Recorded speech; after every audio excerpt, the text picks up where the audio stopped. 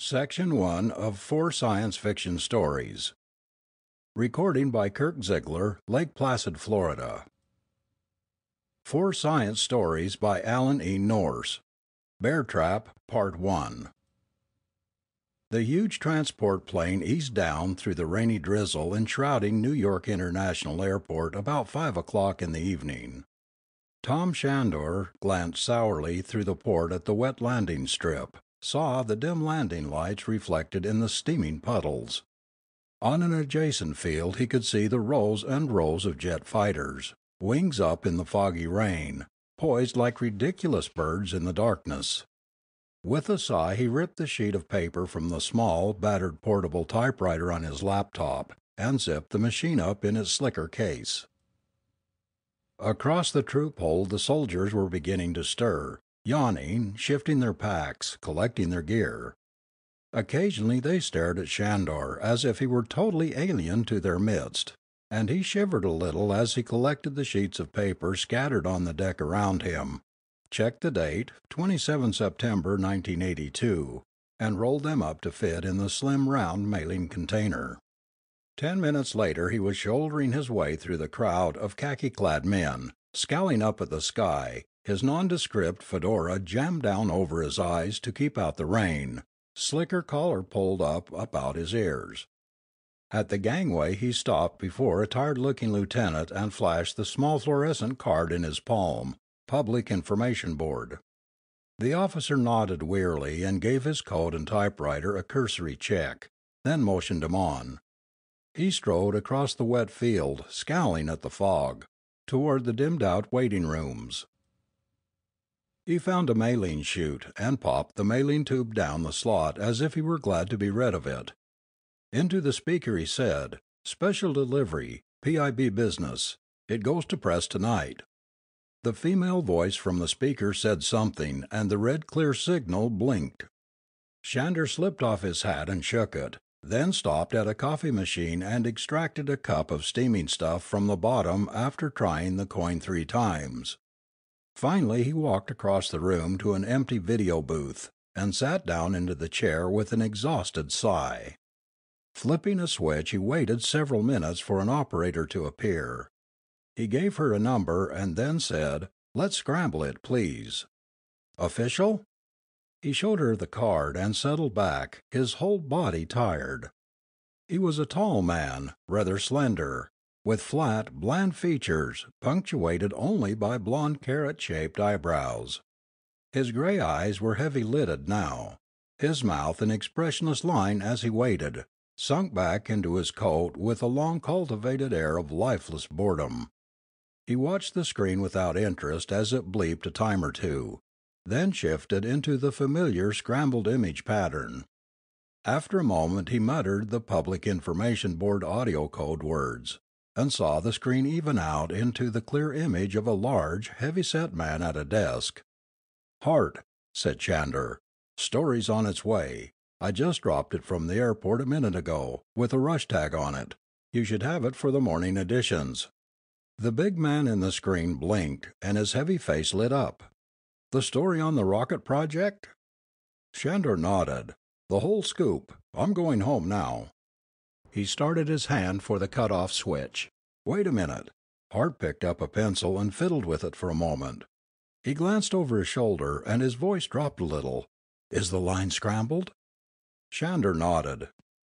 "What's the scoop, boy? How's the rocket project coming?" Shandor grinned wryly. "Read the report, Daddy. Everything's just ducky. Of course it's all ready for press. You've got the story. Why should I repeat it?" Hart scowled impatiently. No, I mean the scoop. The real stuff. How's the project going?" "Not so hot." Shandor's face was weary. "Material cut-off is holding them up something awful. Among other things, the sabotage has really fouled up the West Coast trains, and shipments haven't been coming through on schedule. You know, they ask for one thing, and get the wrong weight, or their supplier is out of material, or something goes wrong. And there's personnel trouble, too. Too much direction and too little work. It's beginning to look as if they'll never get going. And now it looks like there's going to be another administration shake-up. And you know what that means." Hart nodded thoughtfully. "They'd better get hopping," he muttered. "The conference in Berlin is on the skids. It could be hours now." He looked up. "But you got the story rigged all right?" Shander's face flattened in distaste. "Sure, sure. You know me, Hart. Anything to keep the people happy. Everything's running as smooth as satin. Work going fine, except a test run in a month, and we should be on the moon in half a year, more or less, maybe. We hope the usual swill. I'll be in to work out the war stories in the morning. Right now I'm for bed." He snapped off the video before Hart could interrupt, and started for the door. The rain hit him as he stepped out, with a wave of cold, wet depression, but a cab slid up to the curb before him and he stepped in. Sinking back, he tried to relax, to get his stomach to stop complaining, but he couldn't fight the feeling of almost physical illness sweeping over him. He closed his eyes and sank back, trying to drive the ever-plaguing thoughts from his mind, trying to focus on something pleasant, almost hoping that his long-starved conscience might give a final grasp or two and die altogether. But deep in his mind he knew that his screaming conscience was almost the only thing that held him together. Lies, he thought to himself bitterly. White lies, black lies, whoppers, you could take your choice. There should be a flaming neon sign flashing across the sky, telling all people, Public Information Board, Fabrication Corporation, fabricating of all lies neatly and expeditiously done. He squirmed, feeling the rebellion grow in his mind. Propaganda, they called it. A nice word, such a very handy word, covering a multitude of seething pots. PIB was the Grand Clearing House, the last censor of censors, and he, Tom Shander, was the chief fabricator and purveyor of lies. He shook his head, trying to get a breath of clean air in the damp cab. Sometimes he wondered where it was leading, where it would finally end up, and what would happen if the people ever really learned, or ever listened to the clever ones who tried to sneak the truth into print somewhere. But people couldn't be told the truth. They had to be coddled, urged, pushed along. They had to be kept somehow happy, somehow hopeful. They had to be kept whipped up to fever pitch, because the long, long years of war and near war had exhausted them, wearied them beyond natural resiliency. No, they had to be spiked, urged, and goaded. What would happen if they learned? He sighed. No one, it seemed, could do it as well as he. No one could take a story of bitter diplomatic fighting in Berlin and simmer it down to a public, palatal, peaceful, and progressive meeting. No one could quite so skillfully reduce the bloody fighting in India to a mild enemy loss topping American losses 20-1. And our boys are fighting staunchly, bravely.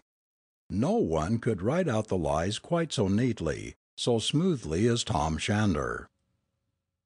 The cab swung into his house and he stepped out, tipped the driver, and walked up the walk, eager for the warm, dry room.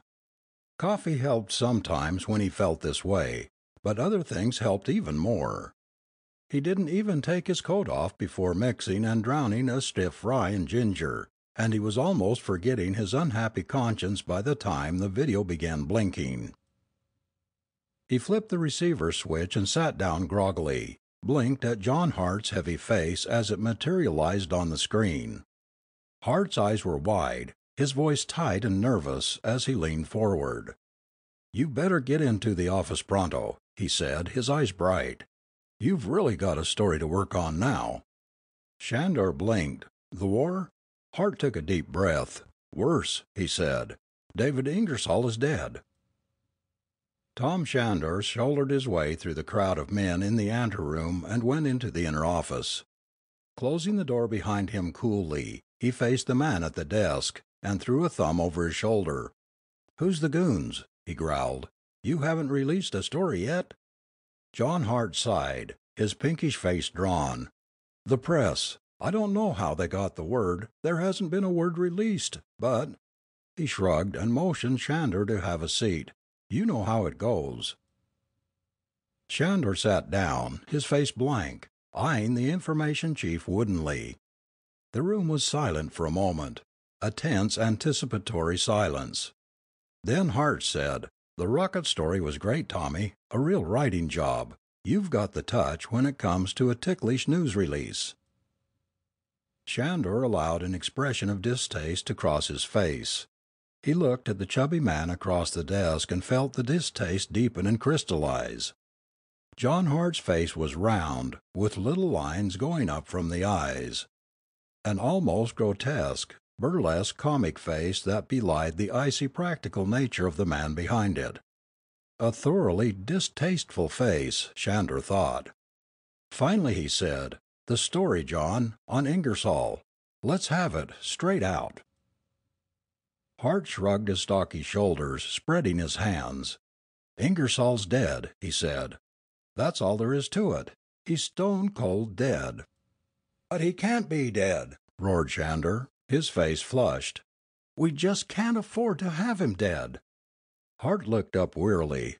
"Look, I didn't kill him. He went home from the White House this evening, apparently sound enough, after a long, stiff, nasty conference with the president. Ingersoll wanted to go to Berlin and call a showdown at the international conference there, and he had a policy brawl with the president, and the president wouldn't let him go, sent an undersecretary instead, and threatened to kick Ingersoll out of the cabinet unless he quieted down. Ingersoll got home at 4:30, collapsed at 5, and he was dead before the doctor arrived. Cerebral hemorrhage, pretty straightforward. Ingersoll's been killing himself for years. He knew it, and everyone else in Washington knew it. It was bound to happen sooner or later." "He was trying to prevent a war," said Shandor dully. "And he was all by himself. Nobody else wanted to stop it. Nobody that mattered, at any rate. Only the people didn't want war, and whoever listens to them? Ingersoll got the people behind him, so they gave him a couple of Nobel Peace Prizes and made him Secretary of State, and then cut his throat every time he tried to do anything. No wonder he's dead." Hart shrugged again, eloquently indifferent. "So he was a nice guy. He wanted to prevent a war. As far as I'm concerned, he was a pain in the neck, the way he was forever jumping down information's throat. But he's dead now. He isn't around any more." His eyes narrowed sharply. "The important thing, Tommy, is that the people won't like it that he's dead. They trusted him. He's been the people's golden boy, their last-ditch hope for peace. If they think their last chance is gone with his death, they're going to be mad. They won't like it, and there'll be hell to pay." Shandor lit a smoke with trembling fingers, his eyes smoldering. "So the people have to be eased out of the picture," he said flatly. "They've got to get the story so they won't be so angry." Hart nodded, grinning. "We've got to have a real story, Tommy. Big, blown up. What a great guy he was. Defender of the peace. Greatest, most influential man in America has turned out since the half-century. You know what they lap up, the usual garbage, only on a slightly higher plane. They've got to think that he's really saved them, that he's turned over the reins to other hands just as worthy as his. You can give the president a big hand there. They've got to think his work is the basis of our present foreign policy. Can't you see the implications? It's got to be spread on with a trowel, laid on skillfully." Shandor's face flushed deep red, and he ground the stub of his smoke out viciously. "I'm sick of this stuff, Hart," he exploded. "I'm sick of you. I'm sick of this whole rotten setup. This business of writing reams and reams of lies to just keep things under control. Ingersoll was a great man, a really great man, and he was wasted, thrown away. He worked to make peace, and he got laughed at. He hasn't done a thing, because he couldn't. Everything he has tried has been useless, wasted. That's the truth. Why not tell that to the people?" Hart stared. "Get hold of yourself," he snapped. "You know your job. There's a story to write. The life of David Ingersoll. That has to go down smooth. His dark eyes shifted to his hands and back sharply to Shandor. "A propagandist has to write it, Tommy. An ace propagandist. You're the only one I know that could do the job." "Not me," said Shandor flatly, standing up. "Count me out. I'm through with this, as of now. Get yourself some other whipping boy. Ingersoll was one man people could trust. And he was one man I could never face. I'm not good enough for him to spit on, and I'm not going to sell him down the river now that he's dead." With a little sigh, John Hart reached into his desk. "That's very odd," he said softly, "because Ingersoll left a message for you." Shandor snapped about, eyes wide. "Message?" The chubby man handed him a small envelope. "Apparently he wrote that a long time ago. Told his daughter to send it to Public Information Board immediately in the event of his death. Read it." Shandor unfolded the thin paper, and blinking unbelievingly. "In the event of my death during the next few months, a certain amount of biographical writing will be inevitable. It is my express wish that this writing, in whatever form it may take, be done by Mr. Thomas L. Shandor, staff writer of the Federal Public Information Board. I believe that man alone is qualified to handle this assignment. Signed, David P. Ingersoll, Secretary of State, United States of America, 4 June 1981. Shandor read the message a second time, then folded it carefully and placed it in his pocket. His forehead creased.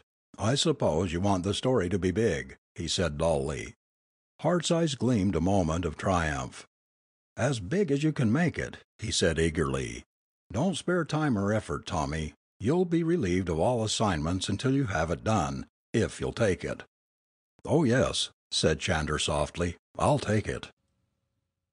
He landed the small PIB copter on an airstrip in the outskirts of Georgetown, haggled with security officials for a few moments, and grabbed an old weather-beaten cab, giving the address of the Ingersoll estate as he settled back in the cushions. A small radio was set inside the door. He snapped it on, fiddled with the dial until he found a PIB news report. And as he listened he felt his heart sink lower and lower, and the old familiar feeling of dirtiness swept over him, the feeling of being a part of an enormous, overpowering scheme of corruption and degradation. The Berlin Conference was reaching a common meeting ground, the report said, with Russian, Chinese, and American officials making the first real progress in the week of talks. Hope rising for an early armistice on the Indian front. Suddenly he hunched forward, blinking in surprise as the announcer continued the broadcast. The Secretary of State, David Ingersoll, was stricken with a slight head cold this evening on the eve of his departure for the Berlin Conference, and was advised to postpone the trip temporarily. John Harris Darby, first Undersecretary, was dispatched in his place. Mr. Ingersoll expressed confidence that Mr. Darby would be able to handle the talks as well as himself, in view of the optimistic trend in Berlin last night. Shandor snapped the radio off viciously, a roar of disgust rising in his throat, cut off just in time. Lies, lies, lies. Some people knew they were lies. What could they really think? People like David Ingersoll's wife. Carefully he reined in his thoughts, channeled them. He had called the Ingersoll home the night before, announcing his arrival this morning. The taxi ground up the gravel driveway, stopped before an army jeep at the iron-grilled gateway. A security officer flipped a cigarette into the ground, shaking his head. "Can't go in. Secretary's orders." Shandor stepped from the cab, briefcase under his arm. He showed his card, scowled when the officer continued shaking his head. "Orders say nobody." "Look, blockhead," Shandor grated. "If you want to hang up by your toes, I can put through a special check line to Washington to confirm my appointment here. I'll also recommend you for the salt mines." The officer growled, "Wise guy," and shuffled into the guard shack. Minutes later he appeared again, jerked his thumb toward the estate. "Take off," he said. "See that you check here at the gate before you leave." He was admitted to the huge house by a stone-faced butler, who led him through a maze of corridors into a huge dining room. Morning sunlight gleamed through the glassed-in wall, and Shandor stopped at the door, almost speechless. He knew he'd seen the girl somewhere. At one of the Washington parties, or in the newspapers. Her face was unmistakable. It was the sort of face that a man never forgets once he glimpses it. Thin, puckish, with wide-set gray eyes that seemed both somber and secretly amused. A full, sensitive mouth, and blonde hair exceedingly fine, cropped close about the ears. She was eating her breakfast, a rolled-up newspaper beside her plate, and as she looked up her eyes were not warm. She just stared at Shandor angrily for a moment, then set down her coffee cup and threw the paper to the floor with a slam. "You're Shandor, I suppose." Shandor looked at the paper, then back at her. "Yes, I'm Tom Shandor, but you're not Mrs. Ingersoll." "A profound observation. Mother isn't interested in seeing anyone this morning, particularly you." She motioned to a chair. "You can talk to me if you want to." Shandor sat down in the proffered seat, struggling to readjust his thinking. "Well," he said finally, I wasn't expecting you." He broke into a grin. "But I should think you could help.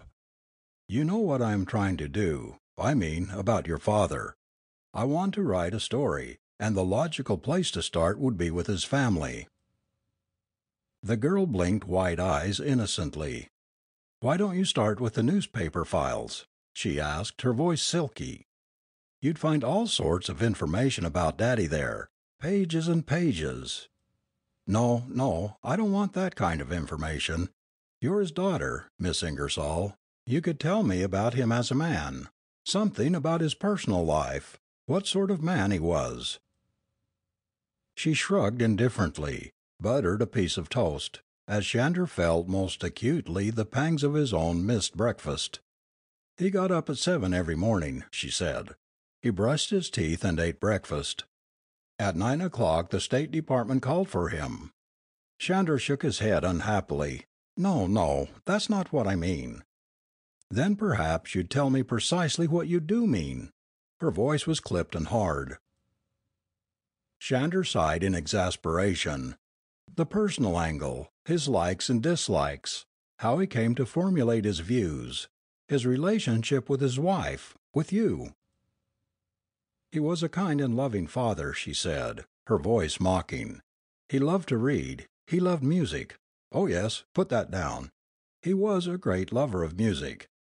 His wife was the apple of his eye, and he tried, for all the duties of his position, to provide us with a happy home life." "Miss Ingersoll." She stopped in mid-sentence, her gray eyes veiled, and shook her head slightly. "That's not what you want to hear either?" Shandor stood up and walked to a window, looking out over the wide veranda. Carefully he snubbed his cigarette in an ashtray, then turned sharply to the girl. "Look, if you want to play games, I can play games too. Either you're going to help me or you're not. It's up to you. But you forget one thing. I'm a propagandist. I might say I'm an expert propagandist. I can tell a true story from a false one. You won't get anywhere lying to me, or evading me, and if you choose to try, we can call it off right now. You know exactly the type of information I need from you. Your father was a great man, and he rates a fair shake in the write-ups. I'm asking you to help me." Her lips formed a sneer. "And you're going to give him a fair shake, I'm supposed to believe." She pointed to the newspaper. "With garbage like that? Head cold?" Her face flushed and she turned her back angrily. "I know you're writing, Mr. Shandor. I've been exposed to it for years. You've never written an honest, true story in your life, but you always want the truth to start with, don't you? I'm going to give you the truth and let you do what you want with it. Is that the idea? No dice, Mr. Shandor. And you even have the gall to brag about it." Shandor flushed angrily. "You're not being fair. The story is going to press straight and true, every word of it. This is one story that won't be altered." And then she was laughing, choking, holding her sides, as the tears streamed down her cheeks. Shander watched her, reddening, anger growing up to choke him. "I'm not joking," he snapped. "I'm breaking with the routine, do you understand? I'm through with the lies now. I'm writing this one straight." She wiped her eyes and looked at him, bitter lines under her smile. "You couldn't do it," she said, still laughing. "You're a fool to think so. You could write it, and you'd be out of a job so fast you wouldn't even know what hit you. But you'd never get it into print, and you know it. You'd never even get the story to the inside offices." Shander stared at her. "That's what you think," he said slowly. "This story will get to the press if it kills me." The girl looked up at him, eyes wide, incredulous. "You mean that, don't you?" "I never meant anything more in my life." She looked at him wonderingly, motioned him to the table, a faraway look in her eyes. "Have some coffee," she said, and then turned to him, her eyes wide with excitement. The sneer was gone from her face, the coldness and hostility, and her eyes were pleading. "If there were some way to do it, if you really meant what you said, if you'd really do it, give people a true story." Shander's voice was low. "I told you I'm sick of this mill. There is something wrong with this country, something wrong with the world. There's a rottenness in it, and your father was fighting to cut out the rottenness. This story is going to be straight, and it's going to be printed if I get shot for treason. And it could split things wide open at the seams." She sat down at the table. Her lower lip trembled, and her voice was tense with excitement. "Let's get out of here," she said. "Let's go someplace where we can talk." They found a quiet place off the business section in Washington, one of the newer places with the small enclosed booths, catering to people weary of eavesdropping and overheard conversations. Shandor ordered beers, then lit a smoke and leaned back facing Anne Ingersoll. It occurred to him that she was exceptionally lovely, but he was almost frightened by the look on her face, the suppressed excitement, the cold, bitter lines about her mouth.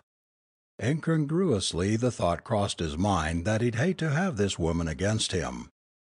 She looked as though she would be capable of more than he'd care to tangle with. For all her lovely face there was an edge of thin ice to her smile, a razor-sharp, dangerous quality that made him curiously uncomfortable. But now she was nervous, withdrawing a cigarette from his pack with trembling fingers, fumbling with his lighter until he struck a match for her. "Now," he said, "why the secrecy?" She glanced at the closed door to the booth. "Mother would kill me if she knew I was helping you. She hates you, and she hates the Public Information Board. I think Dad hated you too." Shandor took the folded letter from his pocket. "Then what do you think of this?" he asked softly. "Doesn't this strike you a little odd?" She read Ingersoll's letter carefully, then looked up at Tom, her eyes wide with surprise. "So this is what that note was. This doesn't wash, Tom." "You're telling me it doesn't wash. Nice wording. I believe that man alone is qualified to handle this assignment. Why me? And of all things, why me alone? He knew my job, and he fought me and the PIB every step of his career. Why a note like this?" She looked up at him. "Do you have any idea?" "Sure, I've got an idea. A crazy one, but an idea. I don't think he wanted me because of the writing. I think he wanted me because I'm a propagandist." She scowled. "It still doesn't wash. There are lots of propagandists, and why would he want a propagandist?" Shandor's eyes narrowed. "Let's let it ride for a moment. How about his files?" "In his office in the State Department." "He didn't keep anything personal at home?" Her eyes grew wide. "Oh no, he wouldn't have dared. Not the sort of work he was doing. With his files locked under key and the key in the State Department nothing could be touched without his knowledge. But at home, anybody might have walked in. Of course, how about enemies? Did he have any particular enemies? She laughed humorously. Name anybody in the current administration. I think he had more enemies than anybody else in the cabinet. Her mouth turned down bitterly. He was a stumbling block. He got in people's way, and they hated him for it. They killed him for it. Shander's eyes widened. You mean you think he was murdered? Oh no, nothing so crude. They didn't have to be crude. They just let him butt his head against a stone wall. Everything he tried was blocked, or else it didn't lead anywhere. Like this Berlin conference, it was a powder keg. Dad gambled everything on going there, forcing the delegates to face facts, to really put their cards on the table. Ever since the United Nations fell apart in '72, Dad had been trying to get America and Russia to sit at the same table. But the president cut him out at the last minute. It was planned that way, to let him get up to the very brink of it, then slap him down hard. They did it all along. This was just the last he could take. Shander was silent for a moment. Any particular thorns in his side? Anne shrugged. Munitions people mostly. Dartmouth Baring had a pressure lobby that was trying to throw him out of the cabinet. The president sided with them, but he didn't dare do it for the fear people would squawk. He was planning to blame the failure of the Berlin conference on Dad and get him ousted that way. Shander stared. But what if that conference fails? We're in full-scale war. Of course, that's the whole point. She scowled at her glass, blinking back tears. Dad could have stopped it, but they wouldn't let him. It killed him, Tom. Shander watched the smoke curling up from his cigarette. Look, he said, I've got an idea, and it's going to take some fast work. That conference could blow up any minute, and then I think we're going to be in real trouble. I want you to go to your father's office and get the contents of his personal file. Not the business files, his personal files. Put them in a briefcase and Subway Express them to your home. If you have any trouble, have them check with PIB. We have full authority, and I'm it right now. I'll call them and give them the word. Then meet me here again, with the files, at 7:30 this evening. She looked up, her eyes wide. What are you going to do? Shander snubbed out his smoke, his eyes bright. I've got an idea that we may be onto something, just something I want to check. But I think if we work it right, we can lay these boys that fought your father out by the toes. End of section 1.